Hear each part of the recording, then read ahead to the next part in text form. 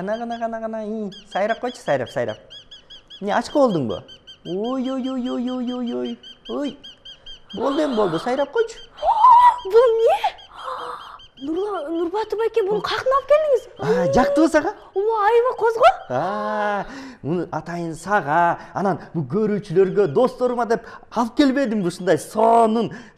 Эмнеге дегенде-чи, бүгүн Францияда дал ушундай татынакай сонун тотугуштардын күнү экен да. Кызык экен. Ооба.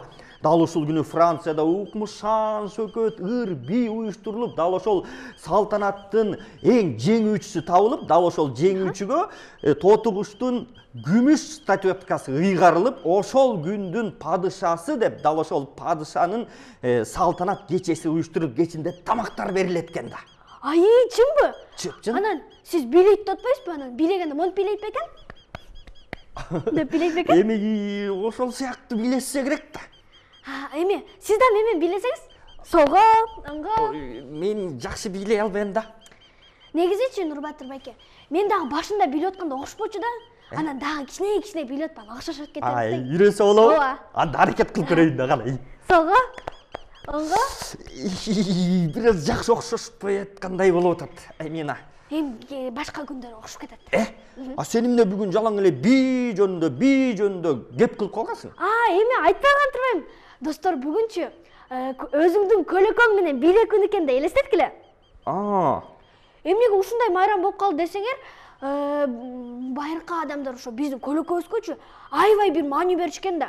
Ооба да, анткени деген биз кыймылдасак, биз бийлесек көлөкөбүз дагы бийлей турбай карабайсыңбы? Ооба, анан болсочу алар дайыма бизди ээрчей берет. Көрсөң мына кайталасыз бирдемкени, сизди кайталай берет да. Абдан сонун экен. Анда дегенчи эме кылбайлыбы? Биз деген азыр деген көнүгүү жазайлык, көңүлдүү көнүгүү. Андан кийин сен мага бийди үйрөт, мен да үйрөнөйүн. Ооба, эме ананчы бийлөө жана көңүлдүү көнүгүүлөр аябай пайдалуу да бизге. Туура айтасың.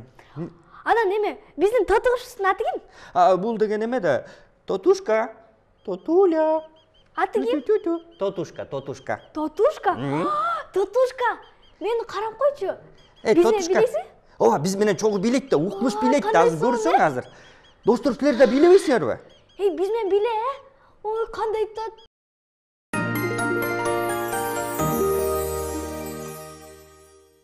Кандайсыңар достор, жакшысыңарбы, амансыңарбы, эсенсиңерби, барсыңарбы дегендей, биз азыр көңүлдүү көнүгүү баштайбыз. Биздерге кошулуп, ден соолукта болсуңар дагы, чымыр болосуңар. Кеттик анда. Көңүлдүү көнүгүү башталууда кошулгула, жетеби ал күчүң, досум кандай десиң буга, артымдан кайталап көңүл буруп мени уула. Баштар. 1, 2, 3, 4, 5, 6, ийиндер. 1, 2, 3, 4, 5, 6, 7, 8. Тизелер. 1, 2, 3, 4, 5, 6. Эркин кыймыл.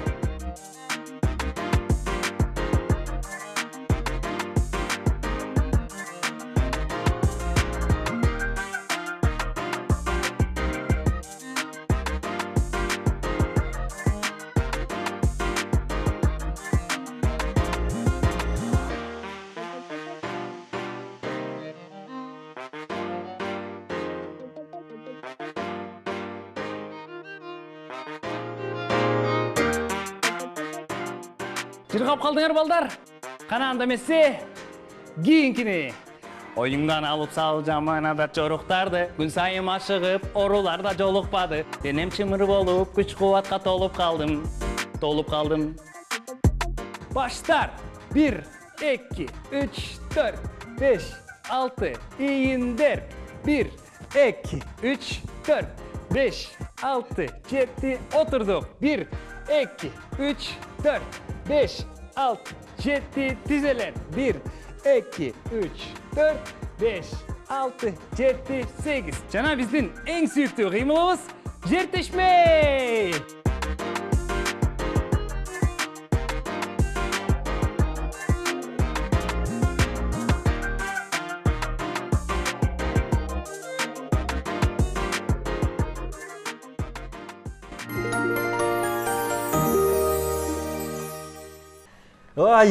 Денем жибип, соның болуп калбадым бай. Ооба, мага да көңүлдү көнүгү аябай жагат да. Жасаганда маанайым аябай көтөрүп. Одай көнүгү жасап, бийлеп, ден соолукту чыңдап, ана саякаттап эле жүрө берсең, Ооба. Ой, жана жылгуу жактарга, курортторго барып, жылгуу деңиздерге барып. Вай, жыргал деген мына ошол да. Айтмакчы, Амина. Сен кайсыл жерге, кайсыл мамлекетке барып саякаттаганды жактырасың, саякаттагың келет? Негизичи, мага бардык эле өлкөлөр жагат, бирок Париж өзгөчө жагат да. Анткеничи, аяктачы Эйфелева мунарасы бар го? Туп-туура. Ошону жакындан көргүм келет да. Анан болсо, бирок деген мен аны чоңгондо деле барам. Ага чейин мен Кыргызстандагы бардык областтарга барып келейин деп атам. Туп-туура. Ооба. Амина, мен ишенем, сен мындай чоң кыз болосуң го. Ошондо сөзсүз түрдө Францияга барасың, Эйфел мунарасын көрөсүң, анан ошол жактан мага салам айтасың. Бирок азырынча биз деген айылжакты кое туралы да Кыргызстандын бир кызыктуу сонун жерине саякаттап барып келбейлиби? Каяка? Тарых музейине саякатчы сары кыз менен чогуу. Анда эмесе, саякатчы сары кыз.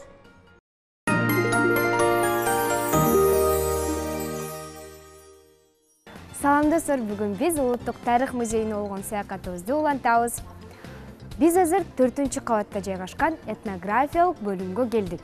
Бул бөлүмдөн биз 16-кылымдан 20-кылымга чейинки кыргыз элинин тарыхын, үрп-адатын, каада-салттарын, маданиятын көрө алабыз. Карагылачы, биз бул бөлүмдөн дароо эле мындай чоң, коз, өзгөчө боз үйдү көрсөк болот. Мен азыр ичин көрөйүнчү.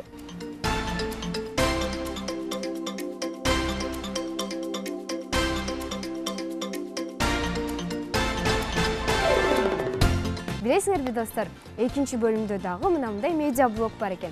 Эң кызыгы бул медиа блоктон биз оюн ойносок болот экен. Бул оюндун аталышы боз үй табышмак. Биз жогоруда көргөн боз үйдүн ичиндеги буюм тайымдардын кайсы жерде жайгашканын эстеп калдыңар да, Биз азыр мына бул боз үйдүн ичиндеги буюм тайымдарды ордуна коюшубуз керек. Мен дагы ойноп көрөйүнчү, аябай кызык оюн экен чындыгында. Мен туура таптым.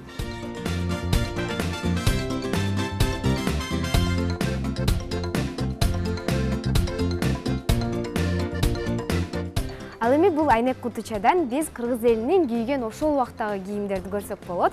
Бул кийимдер атайын аба ырайына, көчүп конууга ылайыкташтырылып, териден жасалган жылуу кийимдер экен.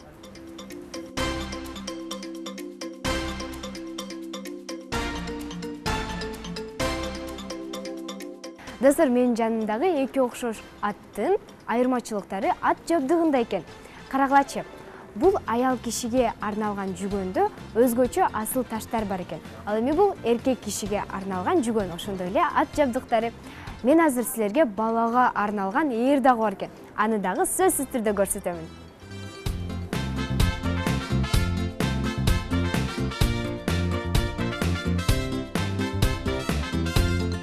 Негизинен эле атка токулган ээрдин 3 түрү болгон. Биринчиси бул балага арналган, экинчиси эркек кишиге арналган, ал эми үчүнчүсү аял затына арналган ээр. Карагылачы, бул балага арналган ээр экен, бул эркек кишиге арналган ээр.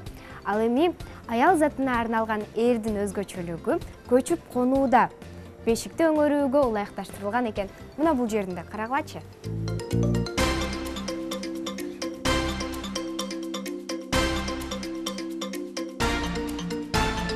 Достор, ал эми бул жерде ала кийиз, шырдактар, туш кийиздер, килемдер, токулган чийлер бар. Алардын бардыгы көчүп конууга ылайыкташтырылып жасалган. Карагылачы, мен силерге азыр бир сонун нерсе көрсөтөмүн. Бул килем токуучу станоктун кичирейтилген макет экен. Ошондой эле бул жактан биз ийиттин бир нече түрлөрүн көрсөк болот. Биздин апаларыбыз жүндү ийит менен ийрип, анан кийин жип жасашкан. Ошондой эле бул жактан биз мындай атайын шаймандарды көрсөк болот. Саякатыбызды улантабыз, экранга жакыныраак келгиле. Бул айнек кутучадан биз ошол убактагы идиш аяктарды көрсөк болот. Ал убакта идиш аяктар негизинен териден жана жыгачтан жасалган экен. Карагылачы, бул кулпу ошол убактагы. Боз үйдүн алдына бул кулпуну коюп койсо, мына ушундай абалда турса, демек үйдө эч ким жок. Боз үй кулпуланган, эч ким кирсе болбойт дегенди түшүндүрчү экен. Эгерде ортосундагы мына бул жыгачты алып койсо, анда боз үйдө бирөө бар дегенди билдирет. Ал эми бул буюмдун аты чыны кабы экен. Элестетсеңер, мунун ичине чыныларды салып койгондо ал көчүп конгондо сынбайт. Достор, ал эми бул көнөктүн түрлөрү экен. Уйду, бээни сааганда мына ушул идиш аякты колдонушчу экен. Ошондой эле көкөр. Баарыбыз билгендей эле, көкөрдүн ичине кымызды сакташкан.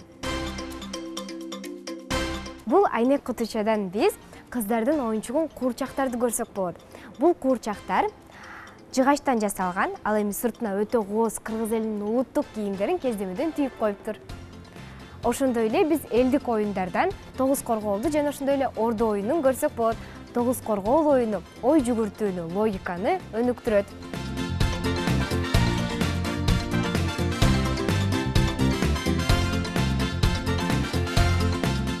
Бул жерден биз кыргыз элинин музыкалык маданияты менен таанышабыз. Бул айнек кутудан биз сыбызгы, чопочор, чоор, керней, сурнай, комуз, кылгыяк, довулбас жана башка көптөгөн элдик музыкалык аспаптарды көрсөк болот. Анын ичинен довулбас, керней, сурнай аспаптары ошол убакта жоого аттанарда ойнолчу экен.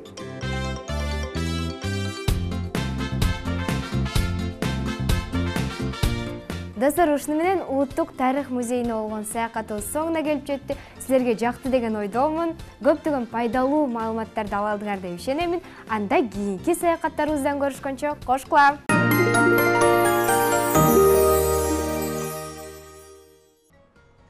Ой, саякатчы сары кызга чоң рахмат айтабыз, Анда эмесе, достор, биз улантабыз. Бүгүн студиябызга өзгөчө коноктор келип отурат. Алар ким деп турсаңар, греко-рим күрөшү боюнча мыктылар. Назар Наркуловдордун үй бүлөсү. Амирхан, Адилхан, Алимхан. Ооба, жана алардын машыктыруучусу Бердалиев Айбек бүгүн конокто. Саламатсыздарбы? Хош келипсиздер. Алгач Айбек мырза, сиз менен саламдашып, сиздин ой тилегиңизди угуп алсак, кандай келип алдыңыздар? Жакшы рахмат чакырганыңыздарга биринчиден. Машыктыруучу мынакей биринен бири айырмалаңыз мындай 3 турат. Кээде сиз машыктырып атып алмаштыра албайсызбы? Жок, мен ар бирин жаза билем. Аттарын, бардыгын, кыялдарын даже кандай айтсам, мен өз балдарыман дагы буларды өзгөчө биле алам. Айырмала алам. Жүздөрүнөн, кыймыл аракеттеринен мен айырмала алам. Мүнөзүнөн. Абдан сонун экен. Канча убакыттан бери машыктырып жүрөсүз? 1 жылдан ашты машыктап жүргөнүмө. Буюрса дагы машыктыра беребиз деген үмүттөрүбүз бар. Булардан мен чоң нерселерди күтөбүз, ийгиликтерди күтөбүз. Булар өзгөчө балдар, мындай айтканда. Абдан өзгөчө таланттуу, мыкты балдар десем болот. Мага аябай кызык болуп атат да ошондо. Ким Адилхан, ким Алихан, ким Амирхан. Өзүңөр тааныштырып кетпейсиңерби? Менин атым Адилхан. Менин атым Адилхан. Менин атым Амирхан. Менин атым Алимхан. Улууңар ким ошондо? Канча 2 жыл улуусуңбу? 2 мүнөт эле. 2 мүнөт эле. 2 мүнөт деген чоң маанидә турабы? Ооба. Анан болсо силер эмнеге ошо көптөгөн спорттор бар го, анан эмнеге ушул спортты тандадыңар? Ким айтат? Анткени бул спортто толтура басоктор бар. Ошол жагабы? Бир күндө канча машыгасыңар, канча жолу? Канча убакыт? 2 саат. 2 саат. Колуң эмне болду эле? Машыгып атканда окустатып алдыңбы? Эмне болуп? Айтып берип койчу. Жок, көчөдө көрүшүп аткан болчумун. Эмне кылып? Көчөдө көрүшүп. Көчөдө күрөшүппү? Үчөөңөр күрөшүп аттыңар эле же бөлөк көчөдө басып бараткан балдарды? Бөлөк болгон. Ошо үчүн чогуу жүрүш керек. Анан болсо силерди болсо Айбек мырза кантип машыктырат? Жай-жайдан жакшы машыктырат. Жакшы дегенди кантип билсек болот? Ошо эмнелерди үйрөтөт? Кантип үйрөтөт? Жай-жайдан үйрөтүп кетет. Эмнени үйрөнүп кетет? Ошо эмнени? Катуураак сүйлөгүлө. Мен деген карыган кишимин кулагым жакшы укпайт. Кайталап кыйкырмайын уга албайм. Канаке оюңду айтып берчи. Кандай машыгасыңар? Эмне кылып машыгасыңар? Бизден жай-жайдан эми жазатып коет. Жок, силер кандай мушташасыңарбы же эмне кыласыңар?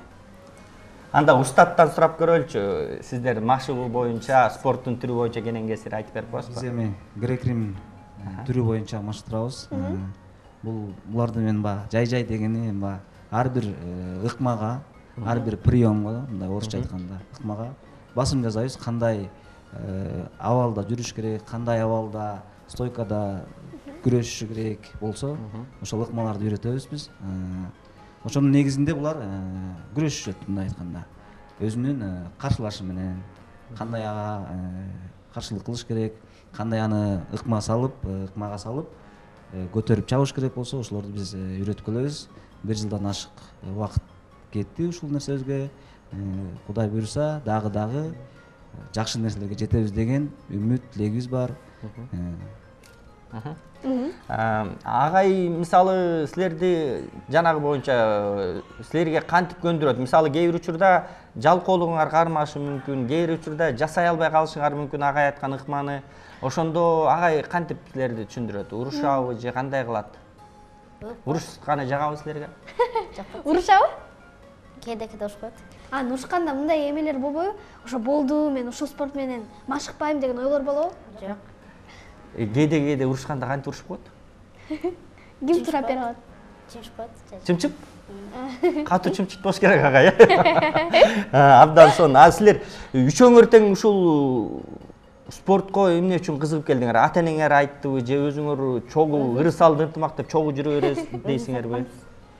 Үчөөңөргө тең жагат, Күрөш катышабыз. Дагы бөлөк эмне кызыктар бар? Мектепте окууңар кандай болуп атат? Аралаш болуп атат? Ким жакшы окуйт, ким жаман окуйт? Же окшош? Улуусу ким? Ортодо отурган сен, Микрофонго сүйлөчү, микрофонго. Катуураак сүйлө. Мектепте эмне кызыктар болуп атат? Сабак окуп атасыңбы же кечке эле күрөшүп? Сабак окуйм. Кандай окуйсуң? Жакшы, жаман, орточо? Орточо. Орточо дегенде 3пү? Кайсы сабакты жакшы көрөсүң? Физкультура. Физкультураны жакшы көрөт экенсиң, дене тарбия? Сүрөт тартуу жагат. Көркөмөндөр. Сүрөт тартуу. Эмнелерди тартасың?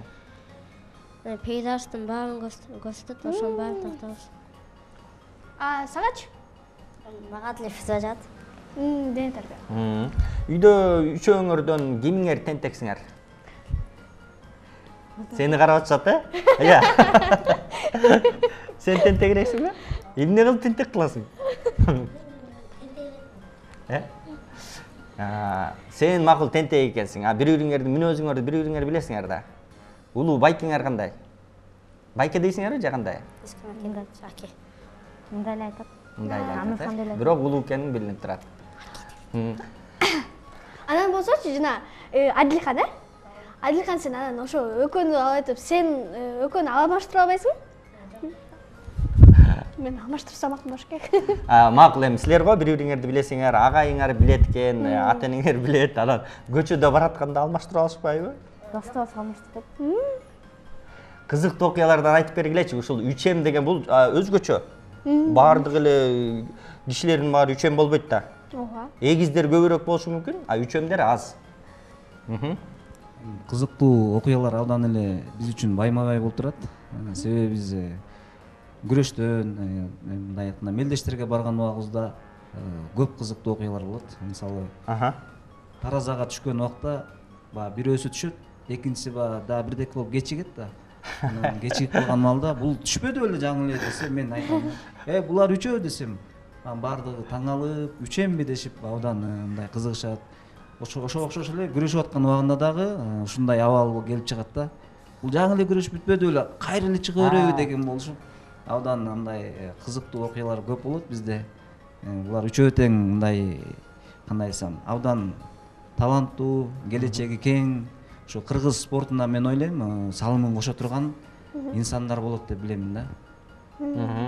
Айткан тилегиңиз кабыл болсун, биз дагы кошулабыз. Мина, сен дагы кандай суроолоруң бар? Дагы болсо мен баардыгын карап атам, анан ошо сыйлыктарыңар жөнүндө да айтып бербейсиңерби?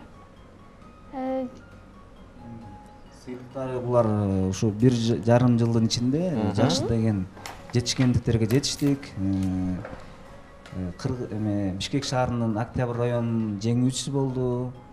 Адилхан, ошо Бишкек общий ошо Бишкекте өткөн мелдештерде ар биринин өзүнүн өзгөчөлүктөрү бар. Ар биринин бул жакта көргөнүңүздөрдөй ар биринин бирден кубогу бар мындай айтканда. Бирок ушулардын ичинен эң мындай кандай десем, көбүрөөк медалга ээ болгону Адилхан.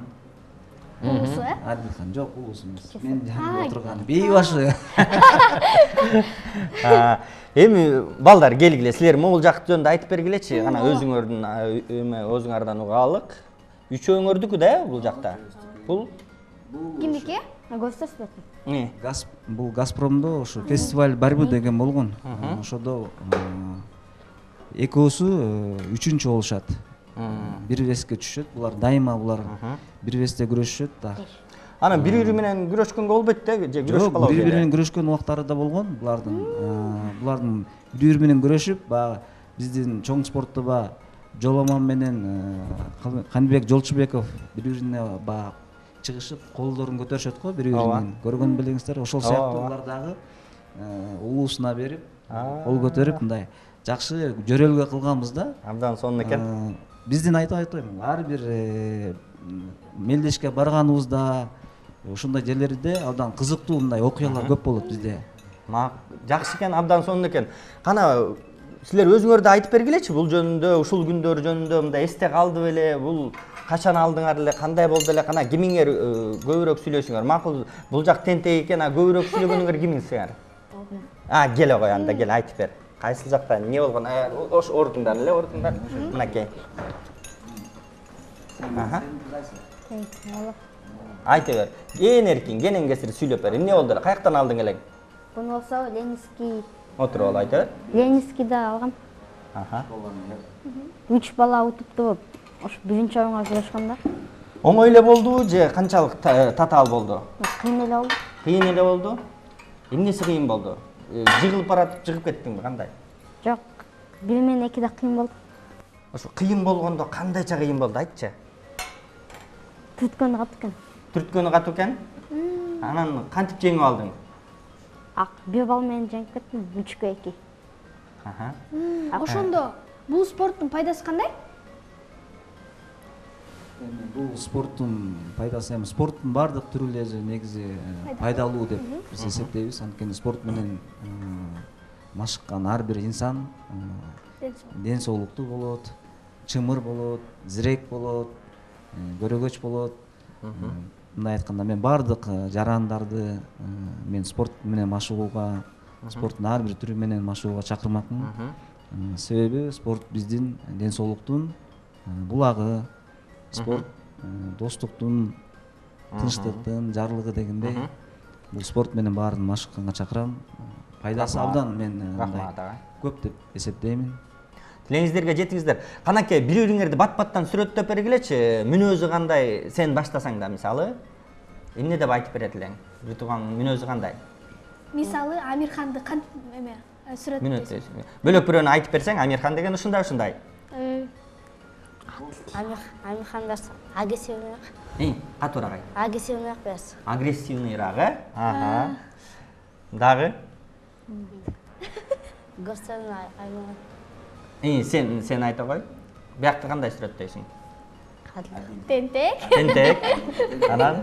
Тентегинин бетин ичке. Эми сен айтып бер. Көп айтамын. Носын билем, кишине даттан чыгабак.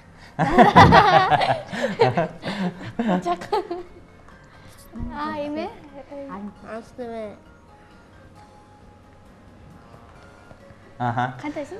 Түшүнүктүү. Анан мисалы силер үчөөңөр бирөөңөр чыгып атат да, мисалы сен чыгып атканда, экөөңөр кандай болот, күрөшүп атат? Жеңилип калбайбы, жеңеби деген ойто булар болот да, силер өзүңөр кантип колдоп коштойсуңар?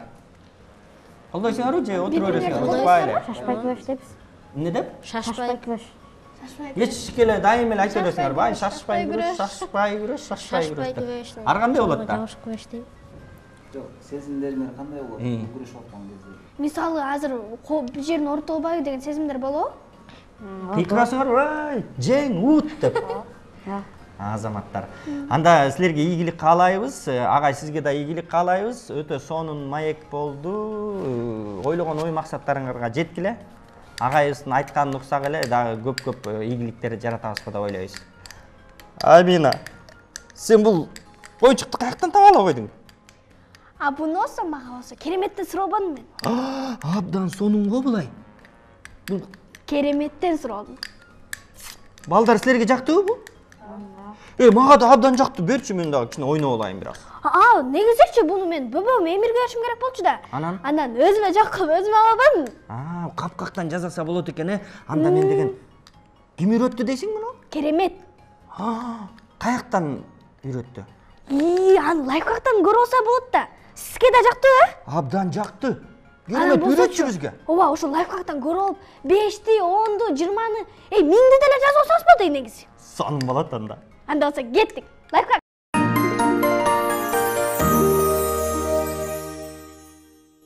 Кандайсыңар достор? Окууларыңар кандай? Менде баары жакшы. Карагылачы оюнчукту. Бул оюнчукту мен өзүм жасадым. Келгиле анда жасаганды көрсөтөйүн. Ал үчүн бизге шарик, капкак, суу, түтүкчөлөр жана ушундай жылтырактар керек болот. Анда эмесе баштадык.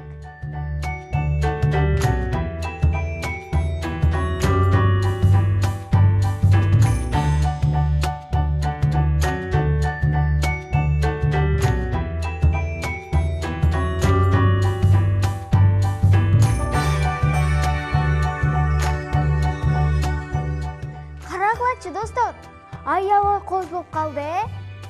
Эми келгиле, экинчисин жасайлы.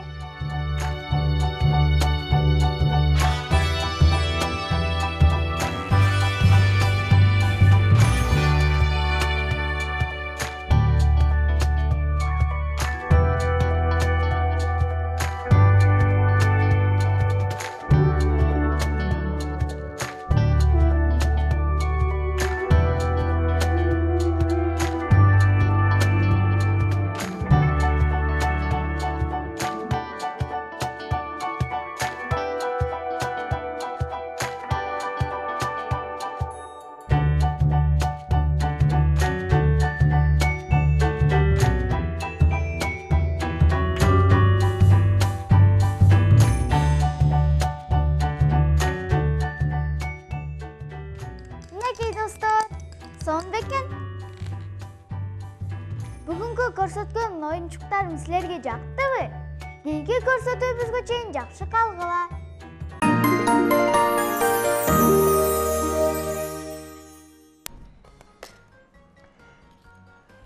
Лайфхак сонун болду, Абдан сонун болбоду. Керемет, сага чоң рахмат. Бакыйган рахмат. Керемет, бул лайфхактарды каяктан эле таап алат болду экен я? Билбейм, ооба деле эмне чоюлуп калгансың Амина? Чоюлган жокмун. Мына чоюлган жокмун деп эле чоюлуп атасың. Достор, бүгүн Амина мага мен деле чоюлганды билем деп эле өзүнүн чоюлганын көргөзүп атат го. Жок. Мына жок деп сен бирдин айында эле чоюлуп калтырсың Амина. Ал эмне? Билбейсиңби? Жок. Билбейсиңби? Жок. Ооба дейт. Анда аны билбесең, Тилимпоздон эле көрө калабыз. Анда эмесе Тилимпоз.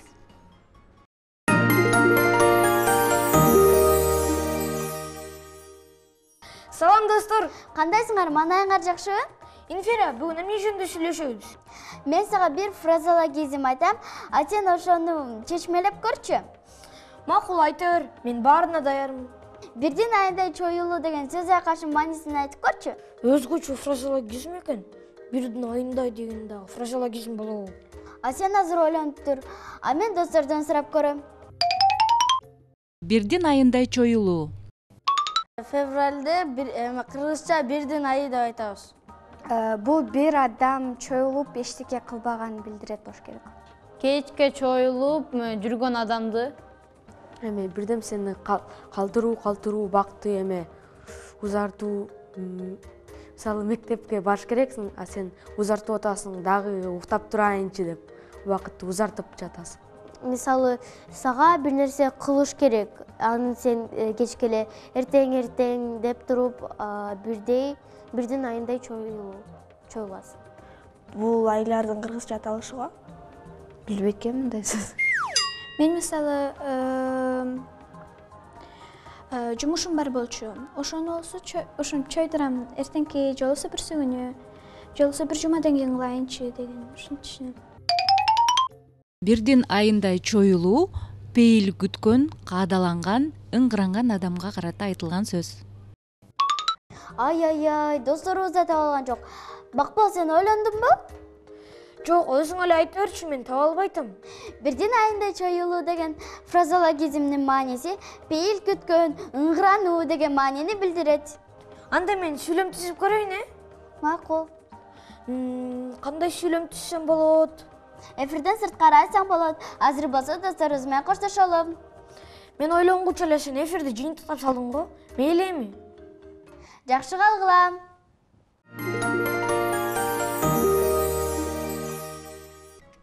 Көрдүңбү Амина, сен деген бирдин айында чоюлуп жаткан болчусуң. Ооба, эми түшүнбөдүмбү? Негизичи, мага член постурмого аябай жагат да, анткени болсо аяктан көптөгөн сөздөрдүн маанисин билип алсаң болот. Тура кандай кызыктуу түрмөгө. Менин балдарым да калтырбай көрөт да. Ооба, анан чи Нурбатыр байке дагы бир сон түрмөк бар да. Килимпозду айтып атасыңбы? Негизи бардык эле түрмөктөр жакшы, бирок жаныбарым, жандосум. Ооба. Анткени билесизби? Неге? Анткени жаныбарым, жандосумдан көптөгөн биз билбеген жаныбарларды билип алсак болот. Мисалы? Мисалы панголин. Эмнелин? Панголин. Жок, мындай жаныбар жок, мен өмүрү мындай лин деген жаныбарды уккан эмесмин, көргөн да эмесмин. Нурбатыр байке, лин эмес, панголин. Ал болсо Африкада жана Түштүк Чыгыш Азиядан кезектирсек болот. Жана болсо эң кызыгы, алар болсо кумурскалар менен азыктанышат экен да. Элестетиңиз? Кадимки эле кумурскалар мененби? Ошолорду жешет экен. Дагы? Калганы болсо жанарым, жандосундан көрө аласыз. Өтө.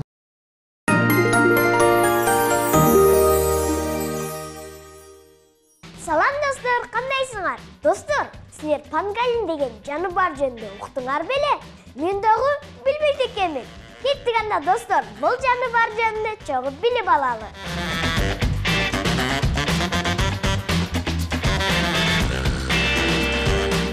Панголин укмуштуудай өзгөчө жаныбар. Ал сырткы көрүнүшүнөн кескелдирге окшош болгону менен сүт эмүүчүлөр болуп эсептелет. Анын аты малай тилинен келип чыккан. Ал топтоголону дегенди билдирет.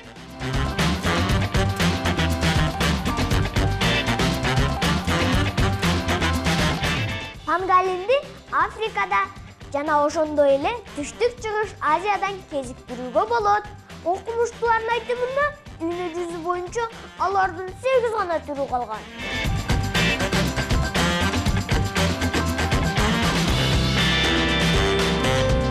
Кандайдыр бир коркунуч болсо, ал дароо тоголок болуп, топко окшош катып калат. Алардын денесинин узундугу 90 сантиметрден ашпайт. Ал эми салмагы 30 килограммга да жетпейт. Алардын бири-бирине капталган чоң кабырчыктары бар.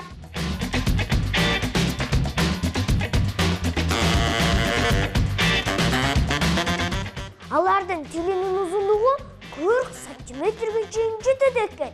Элестетиле достор, алардын тиштери ашказанынын ичинде болот экен.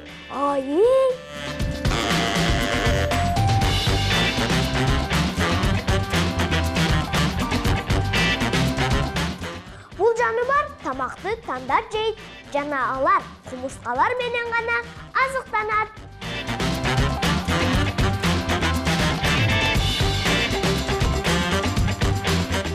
Аңчылык ыкмасы да абдан өзгөчө. Мергенчиликке көп убакыт коротпоо үчүн панголиндер кумурсканын уюгун катуу буттар менен казып салышат. Андан кийин ага узун тилин түшүрүп салышат. Анан ал жөн гана качкан кумурскалардын жабышчак тилге жабышканын күтөт. Анткени шилекейдин дамы жана андагы жыт кумурскаларды өзүнө тартып алат.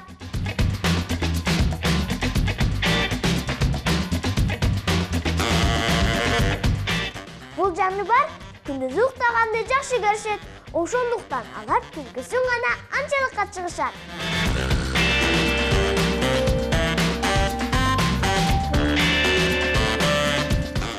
Достор, силерге бүгүнкү маалыматтарым жакты деп ойлойм. Жакса, көрүшкөнчө.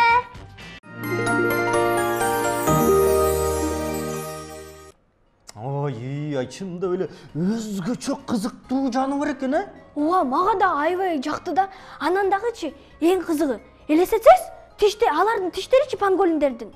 Эми ашказанында өткөндө элестетсеңиз. Ашказанында?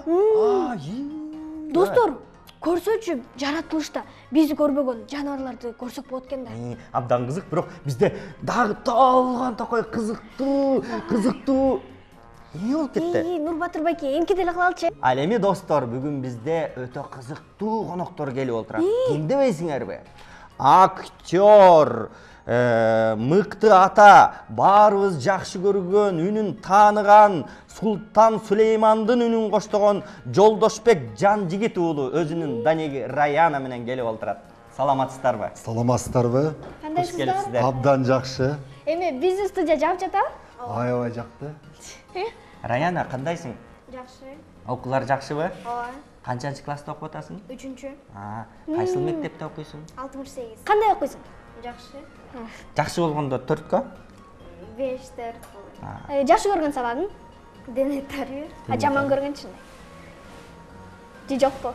Жокко. Дене тарбиянын дагы кайсыл сабактарды жакшы көрөсүң? Английский, орус тил.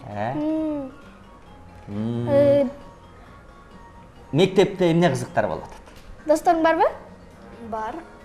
Досторуңар менен эмне кыласыңар мектептен, сабактан сырткары учурда? Сабакка киренин алдында кичине ойноп алабыз. Кичине эмне оюндарды ойнойсуңар? Коалашмак. Анан болсо, мындай качкан убагыңар болду беле мектептен? Жок. Жок, болгон эмес беле? Мынакей атаңды биз баарыбыз тааныйбыз. Сыймыктуу актер. Анан атаң тууралуу айтып берчи. Актер экенин биз билебиз да, кандай ата үйдө? Жакшы эле. Жакшы элеби? Сен эмнеге эле? Кээде урушуп коебу? Кээде. Кайсыл учурда урушат, анан эмнеде урушат? Айтыр. Өзүбүз элебиз го биякта. Тамаша. Эркелеткенде эмне деп эркелетет? Раечкам кызыкым. Ой, кызыкым. Анан болсо, сиз деген ата-энелердин чогулушуна барасызбы мектепке? Кээ бир учурда барчы? Кээде эле барам да. Көпчүлүгүндө апасы барат. Эгер 10 жолу болсо, ошонун бирөөнө эле мен барам. 9 апасы барат. Жумуштамашыбыз да. Атаңдын мүнөзү кандай, сүрөттөп бере аласыңбы? Жакшы эле. Жакшы эле болгондо. Сиз кандай атамын деп ойлойсуз? Аны эми балдарым айтпаса, колдон келишинче жакшы ата болууга аракет кылабыз. Жакшы ата деген биздин оюбуз боюнча кандай болсун мүмкүн? Жакшы тарбия берип, үлгү болуп, жакшы насаат сөздөрдү айтып, баланын сураган кыялдарын ишке орундатканга аракет кылып дегендей. Шартын түзгөнгө аракет кылабыз. Атаң тартылган кинолорун көрөсүң да. Кайсыл аткарган киносу жагат? Алтын кошуналар, Манастын улуу Семетей. Эмне себептен жагат? Спектаклин көрдүң белең? Атаң аткарган спектакльдерди. Ооба. Кайсыл? Аттарын Баарын эле көрөсүң. Мынакей апаң дагы актриса, атаң актер. Анан сен дагы атаң менен апаңдын жолун жолдойм деп кыялданасыңбы же кандай? Келечекте ким болгуң келет? Доктор. Демек актер, актриса эмес, доктор. Эмне үчүн доктор болгуң келет? Билбейм. Адамдарды куткарганды жакшы көрөсүң окшойт, Кайсыл доктор болгуң келип атат?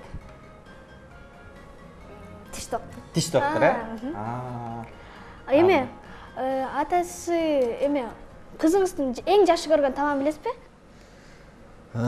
Кызымы көбүскө эле тамак жакшы көрөбүз. Өзгөчө чучук. Жакшы салаттарды экөөбүз тамак ылыбайбыз. Таттуу болсо, жакшы болсо баарын жейбиз. Анан бул май экен анан бул чай экен демей жок. Чыгармачылыкта көп алектенесиз. Анан балдарга убакыт бөлгөн жагы кандай болуп калат? Чын эле балдарга убакыт ойдогудай болбой калат экен. Анткени кечинде кеч барасың, барсаң сабагын окуп аткан болот. Анан бул бүткөнчө өзүң уктап каласың, же болбосо булар уктап атканда кетип каласың, же булар уктап атканда келесиң. Анан дем алыш күндөрү колдон келишинче жанында болгонго аракет кылам. Анан жаныңарда болуп анан тамакта жасап берип атаң? Апам жокто жасап берет. Эмне тамак жасап берет? Картошка. Картошканы итальяндар деле коюн да таң. Кыпкызыл болот. Апаңдыкынан өзгөчөлөнүп турабы? Даамы билинеби же кандай? Экөөт окшош. Окшош да. Сиз мынакей улуу, эки уулуңуз бар, андан кийин кызыңыз төрөлдү. Ошол учурда кандай сезимдер болду? Эми башкачараак болсо керек да. Чын эле маны кызды болгондор билишет. Жалаң эле эркек ул кезде дагы кызды сата албайсың, анан төрөсү эркек төрөсү экен эле дей бересиң. Анан кызды болгондон кийин кызды баягы даамын татып, кылыгын көрүп, баягы кызыккандан кийин кыз дагы өзүнчө рахат, бала өзүнчө. Эми баланын баары жакшы, бирок кыз киши баягы үйдүн коногу. Аны сыйлабасак болобу. Эки байкең сен кандай мамиле кылышат? Жакшы эле. Жакшы эле. Аттары ким? Улан Нуржигит. Мен айта коеюн. Сени кечке эле ошо жумшай бербейби? Муну кылып кел дербейби? Жумшашат. Андан ошолорду аткарасың. Кээде жиниң келип кетпейби кечке эле жумшай берсе? Кээде эле. Анан ошо кээде жиниң келгенде эмне дейсиң анан? Кылбайм деп. Байкелериң мектепте чогуу окуйсуңарбы? Ооба, только улуу байкем эле. Анан сага кээде болушабы? Кайсыл учурда болушат? Же андай учурлар кездешкен эмеспи? Кездешкен эмес го. Эркелетишет, эмне деп эркелетишет? Атаң кайсыл жерден болот билесиңби? Барып турасыңарбы? Айылга. Айылга. Барабыз келип. Айылга жайкысын бардың белең? Ооба. Кайсыл айылга? Жагабы? Жайкысын барган. Жагат. Барып турасыздар да, сөзсүз. Барабыз, бирок көп эмес. Бир жылда бир болсо болду, болбосо жок. Эми сөздүн ачыгы азыр жайгыш дебей. Анан айылда бир жакшылыктар, бир жамандык болгондор барбасаң көп деле каттабайсың да. Бирок колдон келсе баргандан өткөн рахат жок. Кызыңызга китеп окуп берген учурлар болобу? Өтө аз. Өтө аз. Апасы Кудайдын кутту күнү кечинде жатарда жомок окуп берет. Окуп берчи кичинекейинде, азыр эми чоңоюп өзү окуп берет. Анан түшүнгөн айтып берет. Күндө жомок, күндө. Ошондо аз экен да? Аз эмес, өзү үйлөнүп калбады. Азыр өзү окуп түшүнбөгөнүн сурайт, түшүнгөндөрүн айтып берет. Кайсыл китептерди окуйсуң? Кайсы китептер кызыктуураак? Школьный, мектептин эле китептери. Жомок китептер да бар. Ар кандай китептер бар. Дагы эмнеге кызыгасың? Кол өнөрү. Кол өнөрү. Кол өнөрдө эмнелер жасайсың? Бисероплетенияден шакектерди, шуруларды. Аны кайсыл жактан үйрөнгөнсүң? Апаң үйрөткөнбү же өзүң эле? Школада ошондой. Ушундай мектепке барасыңбы? Кружок бар, кружок. Иримге катышып турбайсың, азаматсың. Анан досторуң кимдер? Досторуң жөнүндө айтып берип, анан досторуңа ушул учурдан пайдаланып салам айтып койсоң болот. Ооба. Биринчи досторумду айтып бер, анан салам айт. Аттарын айтып турайт. Классташтар. Ооба. Айтып бер. Амина, Бегимай, Аделя. Бардыгы эле баш. Эми мен да айтып алсам болобу? Албетте болот да. Меничи ушул мен азыр чыгып атпаймынбы сүйлөчүсү мен. Ошондо дайыма чыгып атпам мен чыгатам келет да. Анан Айтып коем, ошо кечке анан мен эфирден чыккандан кийин кайра чалып койшот да, соом болду дечи. Чоң апаске чоң салам айтам. Мен силерди аябай жакшы көрөм. Абдан сонун. Амина, өткөндө да мен көчөдөн өтүп баратсам бир бала таанып турупчу. Байке эмкиде тиги мага салам айтып коюңузчу деди. Атын унутуп калыптырмын. Салам, кандайсыз? Раяна, дагы эмне жаңылыктар болуп атат, кызыктар болуп атат? Эмнеге кызыгасың? Телефон көп колдоносуңбу? Ооба. Телефондо эмнелерди көрөсүң көбүнчө? ютубтур оюн Телефон көп көргөзөсүздөрбү же аз көргөзөсүздөрбү же кандай бул жагы? Чеги менен өтө көп эмес. Бирок чеги менен дегенде эле ашып кетет. Анткени азыр кой дегенде эле коюп калышпайт да. Тияк барып көргөзбөй, бияк барып көргөзбөй. Бирок колдон келишинче көзөмөлдөп турабыз. Азыркы учур менен сиздин бала чагыңыздын айырмасы бар да, кандай ушу айырмачылыктарды айтып Асман менен берсеңиз? жердей да. Биздин убакта телефон жок, өзүң билесиң. Биздин убакта деген чүкө ойночубуз, айылдын таза абасы, ат минип, көчөгө чыгып, эл журтту көрүп, жаратылышты көрүп, мындай. Азыр булар кандай эмес да, бүт мындай блоктолгон. Кечке эле чукумай, даже маршрутка отурса да көчөнү карашпайт. Ошону чукуп барып, кайра чукуп келишет. А биз болсо мурун машинага отурганда тоо ташты карап, тияк биякты карап, кечээ бияк мындай эле мындай өзгөрүп калыптыр деп мындай табият менен таттуу мамиледе болчубуз да. Азыр буларда андай эмес. Райана, сен бош убактарыңда эмне кыласың? телефондон карап бирдемселерди кылам. Бирдемсе, эмне нерселер? Айта кой, айта бер. Эмне кызыктар болот? Же болбосо телефондон досторум менен сүйлөшөсүң? Шакектерди жазайт, моюнда сепочка жазайт, ар кандай конверт, ар кандай рисуноктарды жасайт, ушул көп эле. Андан болсочу, эми мен азыр биякта отурупчу, сиз Султан Сулеймандын эмесин аткаргансыз да, Үнүн коштогонсуз да. Мага аябай кызык болуп аткан да, негизи ошо жак эми жанында кандай угулат болду экен депчи. Ошо Султан Сулеймандын бир жерин окшоштуруп бере аласызбы? Мына бул менин балам болчу да. Мустафа беле? Мустафа, Султан Сулеймандын улуу баласы Мустафа Шахзада. Балам болчу да бул. Балам деп экөөбүз аябай сүйүшүбүз. Анда тиги Султан Сулейман жана анын уулу Шахзада Мустафа деп туруп экөөбүз байкап көрсөк болобу? Үн коштоп. Аймина, сен үн коштогондуктун келип атат да, Бала Мустафа. О карындаштарыма Амина менен Раянага көрсөтүп бүткөндөн кийин экөөнө буфеттен барып 2 мороженое алып бер.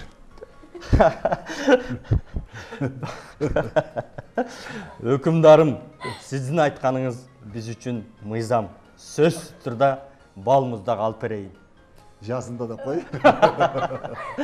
Тамагыңар оорубаса азыр чыкканда алып берем. Макулбу? Жеңиңер келип атабы бал муздак?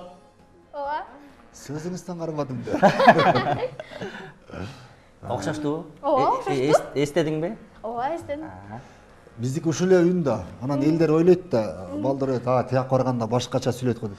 Ушул эле үн менен ушинтип эле сүйлөйбүз да. Анан мурда көп баалабаган элдер анан байкап үнүн бетибиз тааныбагандар ойлойт да, бул каарыган киши го депчи. А самом деле мына ушул эле үн, ушул эле голос менен сүйлөйбүз.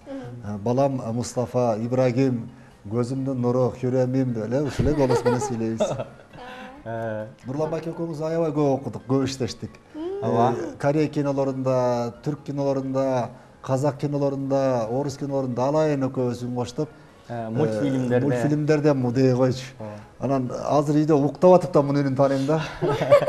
Даже билем кайсы жеринен чын окуп атканын, кайсы жеринен калп окуп атканын. Албетте, балким ошондой, бирок чындап эле Жолдош Жанжигит уулунун үнү өзгөчө үн. Мен дагы шак тааныйм, шак билем.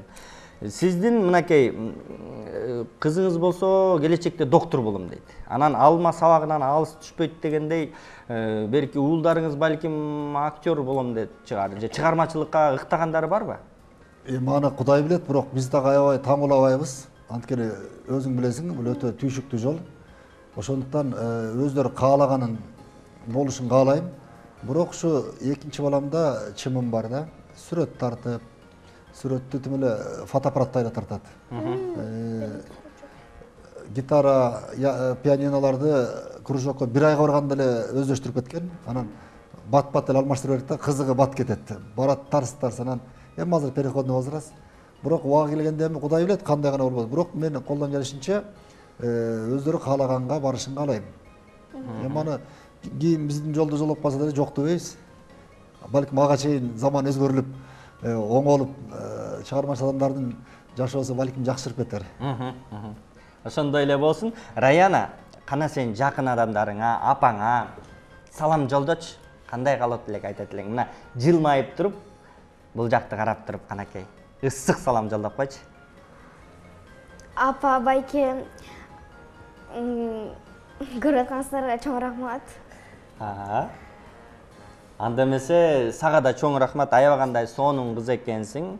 Атаңдын эрке кыз экенсиң. Ойлогон ой тилектериге максатыңа жет. Урматтуу Султан Сулейман, Жолдош Жандигит уулу, сиз дагы бир каалоо тилек, жыйынтыктоочу бир кеп айтып берип койсоңуз. Урматтуу бөбөктөрүм, кыргызстандык жаштар, баардыгыңыздардын келечегиңиздер кең болсун. Эл жерибизде тынчтык болсун. Мамлекетибизде өсүп өнүгүү болсун. Ошол мамлекетке баардыгыңыздар чоң салым кошуңуздар. Ал үчүн жакшы окуңуздар, ден соолуктуу болуңуздар, анан албетте ата энеңиздерди угуңуздар. Сонун маек куруп келип бергениңиздерге терең ыраазычылык. Амина, бат эле убакыт жетип келиптир. 1 саат болуптур. Ошол себептен биз да коштошолубу? Макул. Анда эмесе, көрүшкөнчө. Саламатта калгыла, достор.